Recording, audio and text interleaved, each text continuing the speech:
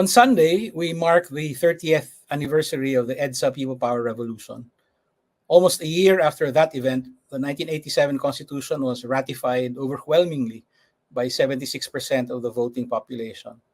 Now, 37 years later, the Constitution faces a very real possibility of being revised or amended. What was the political order that EDSA and the 1987 Constitution created, and why is it under threat today? Good evening. I'm John Nery, and you are in the public square.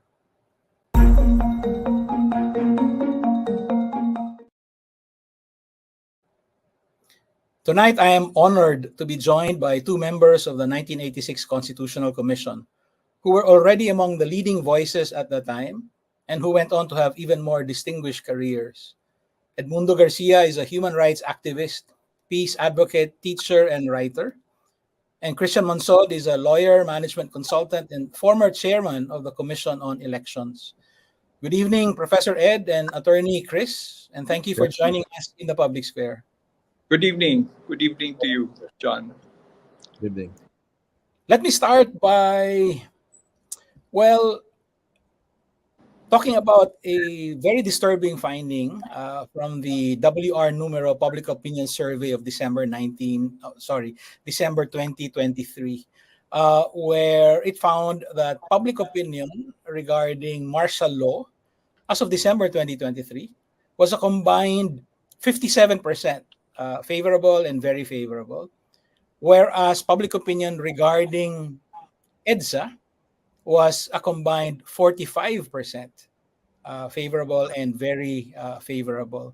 Maybe we can start with that. What are your thoughts on this? How did we come to this pass? Maybe I can start with Attorney Chris and then Professor Ed. Yes. No, that's a very interesting survey. But let me put it this way. How our people feel. Our people have been waiting for the promise of the social change at EDSA. And every administration since EDSA has failed to fulfill that promise.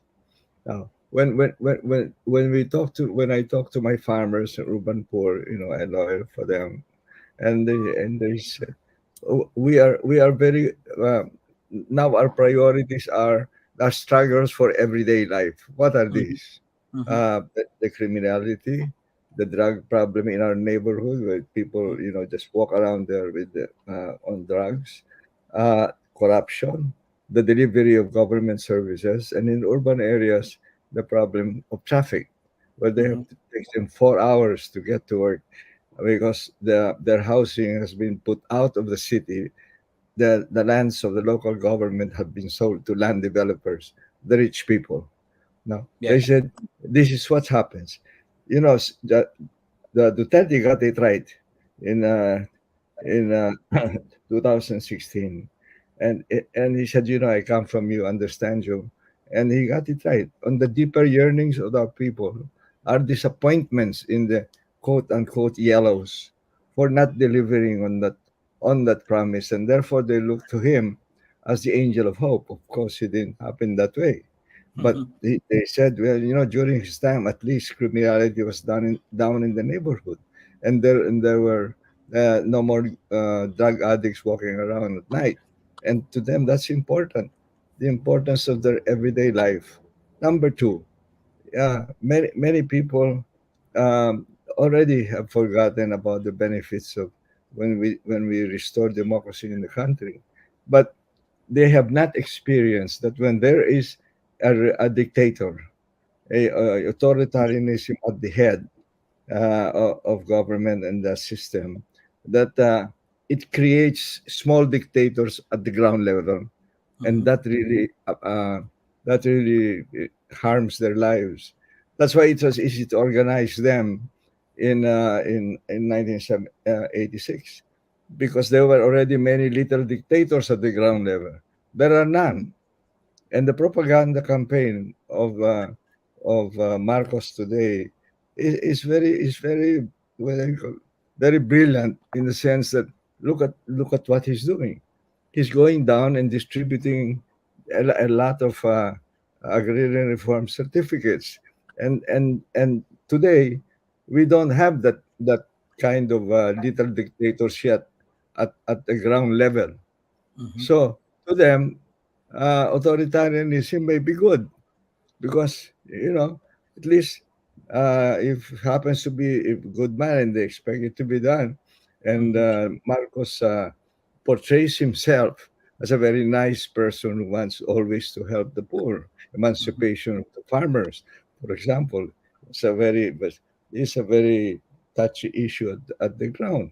Mhm. So that's how our people feel, and they're always looking for somebody who can deliver to them the province of a new social order. And democracy to them has not been very meaningful. Attorney That's why Chris, I see that. Yeah, go Attorney, ahead. What do Attorney Chris, yeah, I'll get back to that point that you raised about the promise of social change in the 1987 Constitution. Professor Ed, your own take on this? How did we reach this point? Well, first of all, I want to say that text without context is pretext. That's why I'd like to contextualize what's going on in our country or what has gone on in our country with other similar situations. What I see is some kind of a plague, a resurgence of regressive populism that is fueled by the vengeance of the vanquished.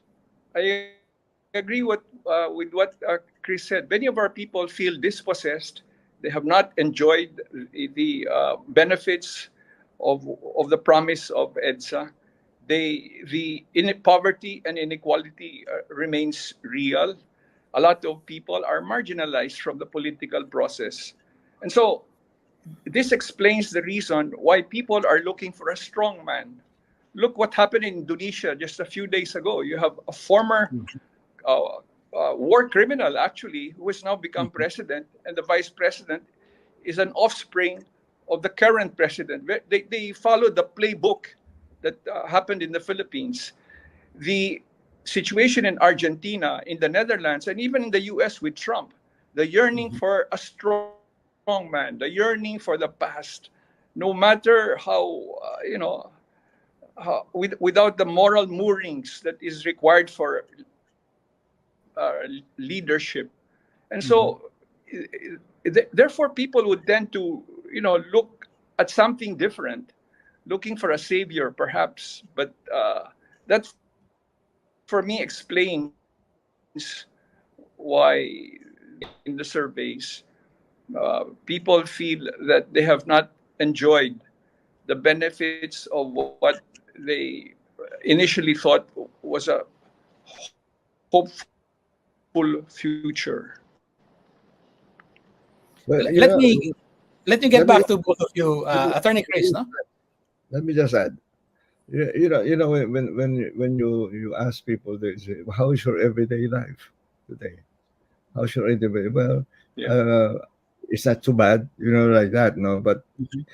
to them, the addressing inequality and so on is an abstraction, right? It's just a promise all the time, and Mhm. and and there's a bit sick and tired of it. And when they you remember the elections in senators, when they presented names of the past, the past administrations as the opposition, they said, pareho yan eh, hindi naman nag-deliver yan sa amin nung mga pangako nila eh. And it's correct. They're still looking at, maybe we need a strong man who has a good heart, right? So the propaganda campaign of the Marcos organization is very well made. Mhm. Okay. But the inevitable follow-up question is, because the promise of social change was not delivered, is it enough justification to change the Constitution? No, but when those who want to change the constitution, they go there and say, this will change things if we do this, if we shift to a federal parliamentary system, for example. They'll say, well, there'll be real power at the local government level, and Mhm. therefore the goodies will reach all of you. but they don't realize that the proposal for example, the federal government is to create a new level of government at the regional level. When you talk about subsidiarity, for example, that says that the power and so on should be as close to the people as possible. A regional level of government is farthest away from the people. They don't realize that what will happen is it will just entrench some more the dynastic clans, and we have been warned about this as far back as 2016 in the Dusit conference, where we invited experts from abroad. They say if you have already a system, even if it's not working very well, just refine and attend only to manifest errors in your constitution. But appeal to the poor, no. Let's give everything a chance, right? We gave the yellows already 35 years. They did not deliver. Of course, they mix up the presidents, and some of them were not really quote unquote yellow. But this is how I see it. We have failed them, especially those of us who were in government. We had our turn, and we But did not fail. what is We were cutting at the branches of the trees and not at the root. The root of all of this feudalistic system of government, and it's gotten worse. But to them, all right, so give them power. Let them. As I said, let them deliver on the promise of social change. Yes, but what if delivering on that promise requires this change in the constitution? Again, sir, you said, that's what they're riding on, right? It's a very strong narrative. But what gives us the right to say, no, you can't do that because you don't understand that once you have a federal system of government, Malacanang will be even farther away from the people. You're adding an additional layer. So we're telling them to think about this in a particular way. At the same time, we're looking at their rejection of the last 36 years and say, tama sila. I mean, where do you... I'm trying to see it from their perspective. Why are you telling us not to push through with charter change? The ones who want to change the constitution have realized that in the past six instances where they directly talked about federalism and the parliamentary system and so on, people of course did not understand that, although martial law was already a parliamentary system. But so they're going about it slowly, right? Now what they're saying now is, no, we don't want to change the constitution. We just want to amend not even six, just three provisions in the constitution that stand in the way of foreign direct investment. It's a Trojan horse, right? Yes. And then the people's initiative is always there in the background.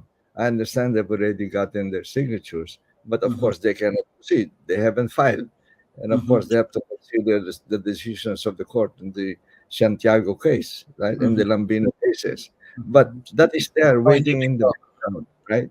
But when they talk about, all we need to do is insert a little phrase, unless otherwise provided by law, That's in right. three provisions of it's harmless. It seems harmless, That's but right. that's a Trojan horse. How can we mobilize opposition to charter change then? All right. To me, the pandemic, gave a very important lesson in life. What is it? What happened during the pandemic that was very positive in this regard? Many communities by themselves help one another within it, where those who have helped those who are in need. In short, it showed us that transformation from below is possible regardless of who is in power. And that's what we should work on.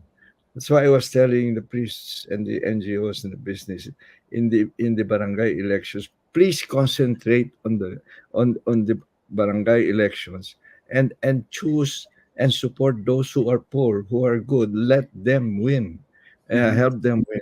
They did not do it. right? They didn't do it. I talked to the bishops in March. They said, "Oh, that's a good idea." When I called parish priests all over the country that I know, they said, "No, Mhm. the instructions hasn't been given to us in order to be active here. Besides, we don't want to engage in elections." I said, "The barangay elections, the only elections in this country that's non-partisan. Mhm. So we should start there, and it will take a long time. I want the poor to control the barangays. 3 years from now, maybe municipalities. Another 3 years provinces, and that is transformation from below going up, rather than looking for a leader, who will be the who will produce the promises we want. No, you start from below. That's the strong way to do it, and we are Mhm. not doing it yet, but we should do it. That's the way we should approach change. Until we have a new generation of leaders who come from the poor, we will not have real change in this country. Attorney, I'll get back to that point, especially about the barangay elections. But I'd like to bring back Professor Ed. Yes. Professor Ed, your own thoughts on this, please? First of all, I'm sorry for the technical That's right. That's all right. difficulty that I caused to your program. Well, first of all, as Chris said, I agree very much that our efforts should begin from below, from the ground up. In fact, I'm actually involved right now in trying to uh, bring the awareness of younger people who hopefully can forgive us if we have faltered and failed, but to stand on our shoulders and see further beyond, because this is our only country, and we have made mistakes just as other countries in the world are going through their own crisis. But unless we have leadership that uh, able to see beyond, able that is grounded in hope, but able to face the options today, and actually confront the challenges. The daily grind of most people. Of course, they hardly have time to think of the options for tomorrow, because the urgency of the needs for today are so real, and that's why electing the right leaders, especially in the barangay and then in the youth level, is so crucial, is so important, because without without the proper vision, and without the commitment to hopeful change, everything remains the same. So, but the solution, what our people seem to be clutching at really is to look for a strong man. They want the solution to come from some, from the top all the time. And Mhm. that's why, even those in Congress right now who are who are who want to amend the Constitution, are doing so without remembering that, in fact, the first quarter storm began in the 1970s because there was a demand by students from different sectors and universities Mhm. who wanted a non-partisan constituent assembly to be elected so that it will be free from partisan politics. And Constitutional convention. Mhm. that's right. Yeah, in the 1970s, the first quarter storm, and this was at the during that period when Marcos Senior was trying to ram down the throat of our people a constitution that was tailor made for his authoritarian direction. And so right now we seem to be, years, 3 decades or so after, we're in the same situation, and we have to be both wise and courageous and honest enough to say, look, we have a chance, especially with our young people who are more awakened to the risks of making another mistake. We have made mistakes, I believe, with Duterte and Marcos Jr. And therefore, we should really, think twice and think hard in electing people who have the moral courage and the kind of integrity and the character that our present situation demands. I'd like to ask you both about this fascination for the strongman, which of course is not limited to the Philippines, no? Yeah. But in the 1987 Constitution, you took pains to defang the very powerful office of the president, right? So it was a post-Marcos constitution in that sense. The martial law provisions, for instance, or even reducing the scope of the political questions doctrine. Now that we're facing this resurgence or this nostalgia for the strongman, um, is one of the factors that we did not defang the office of the president enough, or one of the reasons is that it's not to be found in the Constitution. It's a cultural thing. I mean, how do we do? Maybe Professor Ed first, and then Attorney Chris. Well, first of all, for me, if you want to ask me regarding the 1987 Constitution about its most important features in relation to the past, in relation to the present, it is, first of all, the Bill of Rights. The Bill of Rights in our Constitution is one of the strongest in the world.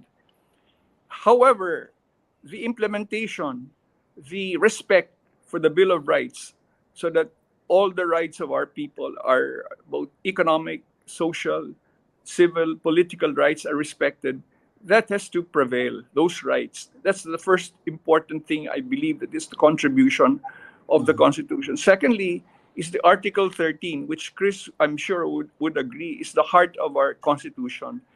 The article on human rights, social justice, and the participation of people in the policy implementation, in policy decision making and implementation, allowing the people a voice in these processes. And then thirdly, I think it's important to remember that this Constitution, especially in the article on the executive, tries to delimit the powers that enabled Marcos Sr. to do what he did. And I think that is exemplified in many of the provisions where you see, for example, the safeguards against the declaration of martial law. We also have a constitution that is very forward-looking in the principles, declaration of principles and state policies. We are one of the first countries in the world to actually recognize the people's right to a healthful environment. And this had been a template for hundreds of other constitutions in the world who, after our constitution was drafted, followed that same path of protecting the environment for future generations.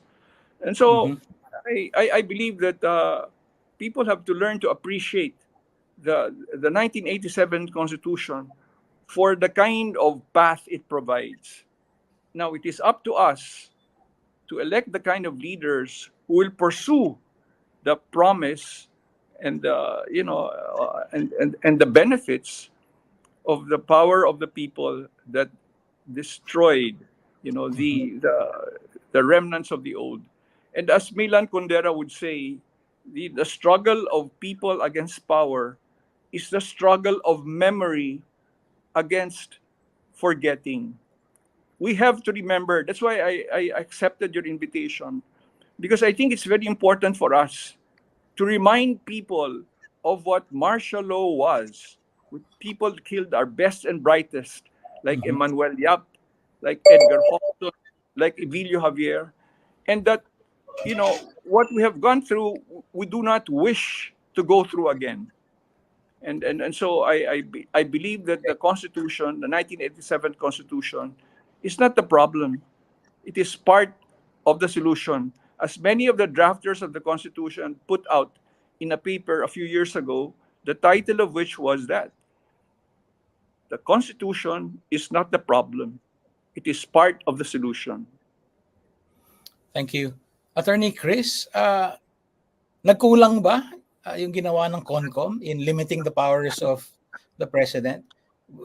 Or is it a reaction to that? That's why we have this resurgence in the fascination with strongmen. How should we understand this? Well, we've always been told that there was so much presidentialism in our constitution. In fact, we have reduced and weakened the powers of the president under martial law compared, for example, to 1973 constitution. So I think what we have to think about is what is happening at the ground today.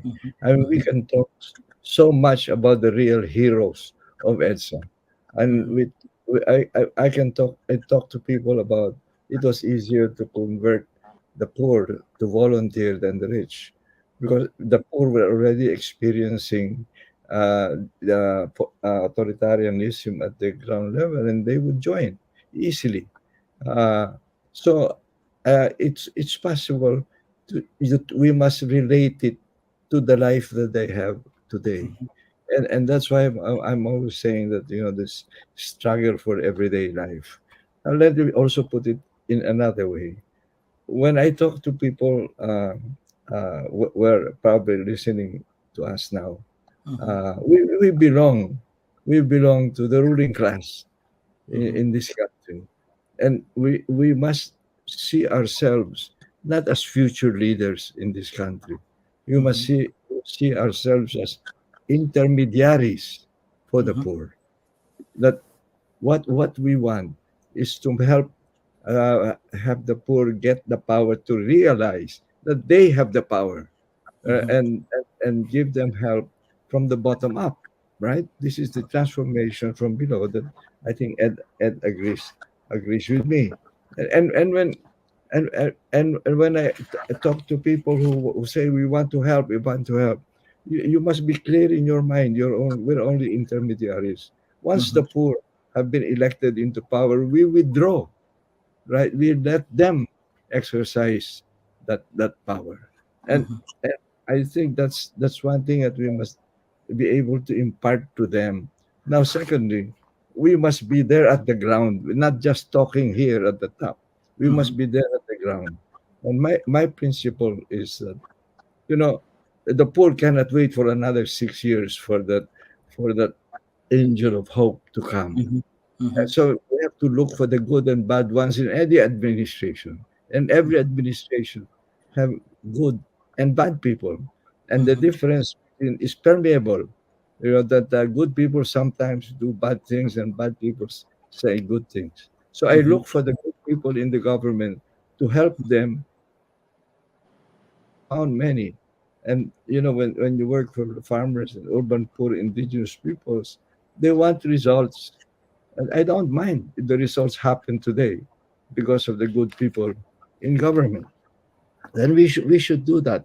No, when the other thing that I wanted to point out is this: no, that that when we're talking about change, uh, let's look at what's happening. Even during the pandemic, the rich got richer, and the poor got poorer during the pandemic, and that's why I believe in this transformation from below. Now, how do we address this? We can talk about social justice in the Constitution, that Article 13, this is new, and so on.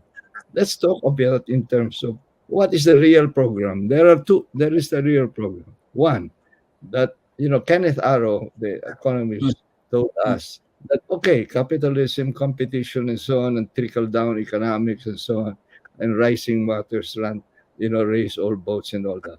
But when we're talking to the poor, when we're talking about what's happening to them, let's talk about everyday challenges. And secondly, that we must say, translate into programs. What are these? Education and health. Do the poor children get the same education as the rich? And are they as healthy as the children of the rich? And four, asset reform programs under the Constitution, agrarian reform, urban land reform and housing, indigenous peoples, and fishermen. All of these programs are underperforming. Why? Because Congress is in the control of the dynastic clans.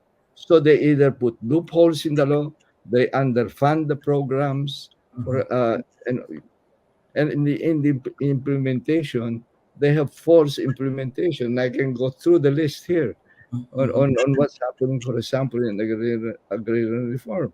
Underfunded by 500, 2.2, uh, uh, 220, 225 billion. Estimate they only did 175 billion, right? Now, on urban land reform, the mayor sold the land to land developers on indigenous peoples. They used to own all the land.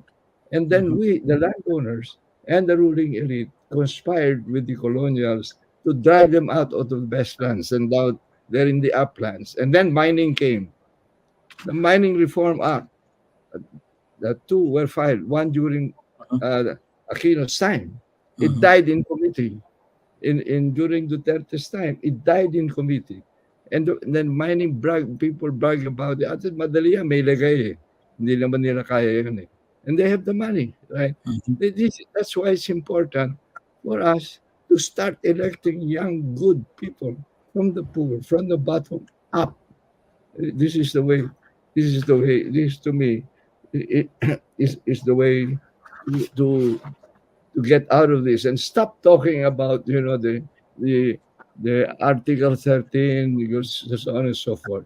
Let's talk about specific programs, specific shortcomings, specific underfunding, and the work of the poor of the dynasties who control Congress, right? In doing this, party list law is being implemented poorly. The Supreme Court even made mistakes into decisions, but putting a limit of 3. Why do you limit it to 3 if the vote is for 6? And where do you put the vote for another party list who may not even have the same ideology as the one who gets the votes? Why that? Number 2, no anti-dynasty law. And number 3, and then Justice Carpio pointed this out in his Pagkaong case. He said that phrase,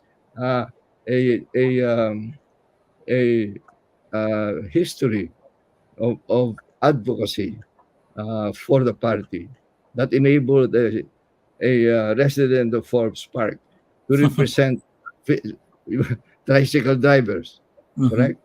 But we must eliminate that phrase in the law. The Supreme Court could not do it because it could not legislate. These are meanings, the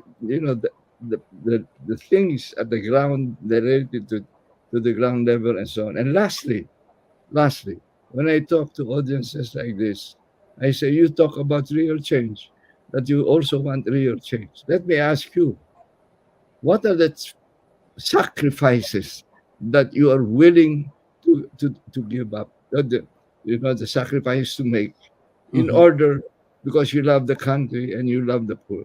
Tell us what you're willing to give up for this, because we are told that sacrifices is the currency of love. Attorney Monsod, I'm reminded by what you said about the barangay elections as key, no? But I am also reminded that one of the first things that the Marcos administration did when it came to power was to postpone I think at the time, twice postponed barangay elections already. No, right. So actually, when I was listening to you, my focus changed from, pushing back against charter change and into pushing back against any attempt to postpone the next barangay elections, which I think will be next year. So how do we do that? How, you want to encourage a lot of grassroots leaders to enter into political office, and you can start at the non-partisan level of the barangay, and yet you have these dynasts and political operators who might want to push the elections back until they have more control over those grassroots. So postponing the elections is really their way of putting power in the hands of their people. Can you imagine? You serve for 5 years instead of 3, and it happened twice. So, Yeah. that's why we have to go down to the level and say, hey, look, this is their way to oppress you. Your barangay captain there has been there 5 years instead of 3. And of course, that's not very easy either, because Mhm. the barangay captains are fed money and their goodies going around. And as I said, people are Mhm. more concerned about their everyday life than the abstraction of inequality, social, economic, and political inequality in the country. That's why Mhm. we have to work very hard Mhm. to tell the people, how is your barangay captain? And soon enough, as you say, ay, pero sobra po naman yan eh. All right, then we will support you. We will support the young. When we Mhm. organized NAMFEL, I went 55 provinces in from 84 to 86. And Mhm. and this is what I asked when I go to a region, ask the parish priest and the bishop, who is the most respected person in this community? Mhm. Young, old, whatever color of party. Who is he? And you talk to him and ask him to join, to help you talk to the young. Because that's how we were able to organize so fast 500,000 volunteers, for example, Mhm. Mhm. when we were only a 50 million population. you Mhm. you have you have to know how. I was told by a friend, and I followed it when I was committee chairman, and I said, how do we go about it? He said very clearly, very clearly, listen to the poor, work with the poor, serve the poor. Mhm. Thank you. Attorney Monsod, that was in your capacity as Secretary General of NAMFREL, right? When you went around the country, Yes. 84 to 86. Professor Ed, Yes. how do we strike the balance between making sure that we remember our history? As you said, the struggle against power is a struggle of memory against forgetting, but at the same time, focus on the specifics that Attorney Monsod talked about, right? I mean, the specifics of living everyday life. How do we strike that balance? Well, first of all, I want to make a comment on electoral corruption. Mm-hmm. In a sense, our elections deprive our people of real choices. There is so much corruption and giveaways by traditional political leaders in our country that make it very difficult for people who are struggling from day to day to be able to vote with both conscience and courage. And so, what the barangay elections provide us, if we approach it uh, properly, is the opportunity to organize. As I said earlier, if our generation has faltered and failed, it is up to the younger generations of people who can see beyond and therefore act with the capacity for sacrifice, as Chris said, because it entails sacrifice Mm-hmm. to be a leader with moral courage. It is difficult because there is so much, the electoral corruption, as I said, and political corruption is so much around us that people's votes are easily bought in many ways. And so, even before the elections take place, because of patronage, so we kind of have focused on the politics of personalities, Mm-hmm. of personages, of privilege. And this is something we have to remember. One of the one of the hopes or the dreams, the shared dreams of those of us who actually worked on the 1987 Constitution, our shared dreams was that we would have a different brand of politics, a different way of doing politics. And now I think the opportunity is here again, especially as we approach the anniversary of the People's Power Experience, the People's Power Revolt, and EDSA. We now have an opportunity to remind the whole country that it is time. It is time to get organized once again. It is time to act, to make sacrifices that are called for, and to lead in various ways that we can, so that this country moves forward. We cannot allow going back to the past. What happened in Indonesia is a shocker because the general who is now president really had, his history is very similar to what old man Marcos. So I said they copied the playbook in the Philippines so perfectly, and this is happening in other parts of the world. Trump's return or possible return, or his deep desire to return to the presidency, also partakes of this kind of situation. And so, you know, that's why we have to move forward grounded in hope. Thank you. We're running long, so let me ask one last question. Okay, just make one suggestion. I think on the barangay, people forget that the barangay is supposed to meet twice a year and have a general assembly. General That's Assembly, yeah. the first step. Tell people, please attend. Go to your barangay assembly and voice your concerns. Start becoming a part of the political system in government. That's the first step in Okay. terms of actualizing what we are suggesting. Thank you. So my last question for the both of you. First, maybe it's the same question, but first maybe Professor Ed and then Attorney Chris. I wanted to talk about the internal dynamics of the CONCOM, no, of which you are a part, of course. There were 48 of you. There were 4 members of the KBL. You had one person who actually resigned, and that was none other than Lino Broca. And in the end, 45 voted for the draft and 2 voted against. But I wanted to talk about what Professor Ed called shared dreams. Can you be more specific? I want to go back in effect to what Attorney Monsod started with, no? The idea of social change. Specifically, what were the common views that bound the 1986 CONCOM members together? What did you set out to do? Well, Professor first of all, I want to say this. What we produced was an imperfect document, perhaps in parts, with serious flaws. I admit. But at the same time, because we wanted to navigate our way through troubled waters, we also wanted, in many ways, to be able to ensure that the rights of people were protected. For me, that's one of the shared dreams, no?